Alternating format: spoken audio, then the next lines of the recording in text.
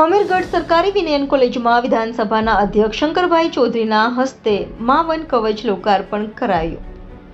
અમીરગઢના આંગણે વન કવચને વિધાનસભાના અધ્યક્ષ શંકરભાઈ ચૌધરીના હસ્તે લોકાર્પણ કરવામાં આવ્યું હતું. બનાસકાંઠા જિલ્લાના 75મા વન મહોત્સવ ઉત્સવ કાર્યક્રમ અમીરગઢના આંગણે યોજાયો હતો.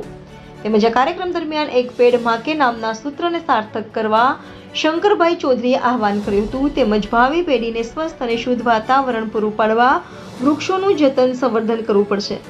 વૃક્ષ ધરતીના આભૂષણ અને પ્રકૃતિના પ્રાણતત્વ છે. તે ઉપરાંત વૃક્ષોની વાવણી સાથે જતન કરતા જિલ્લાના કેટલાક પ્રાકૃતિક પ્રેમીઓનું સન્માન કરવામાં આવ્યું હતું. આ પ્રસંગે જિલ્લા તેમજ તાલુકાના અધિકારીઓ પદાધિકારીઓ હાજર રહ્યા હતા. રિપોર્ટર વિનોદસિંહ દરબાર, ઇન્ડિયા 24 ન્યૂઝ, બનાસકાંઠા.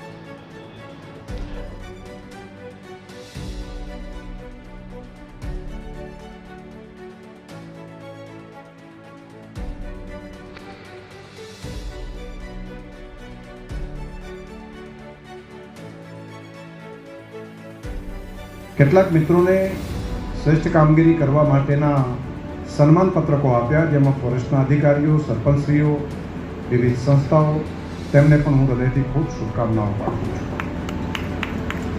સારું કામ કરવાવાળા જે હોય ને એને બિરદાવવાવાળા મળી જાય, અને ખરાબ કરવાવાળા હોય એને તમે આ ખોટું કર્યું છે એવું કહેવાવાળા મળી જાય, તો સારું કરવાની સંખ્યા વધી જાય. એ સામાજિક કામ હોય, આર્થિક હોય, ધાર્મિક હોય, રાજકીય હોય કે એન્વાયરમેન્ટનું કામ હોય, બધાની અંદર આ ગતિ લગભગ એક સમાન છે. આજે મોટી સંખ્યાની અંદરથી અમીરગઢ તાલુકામાંથી ભાઈઓ બહેનો બધા આવ્યા છે અને વનનું મહત્વ સમજો છો તમે બધા.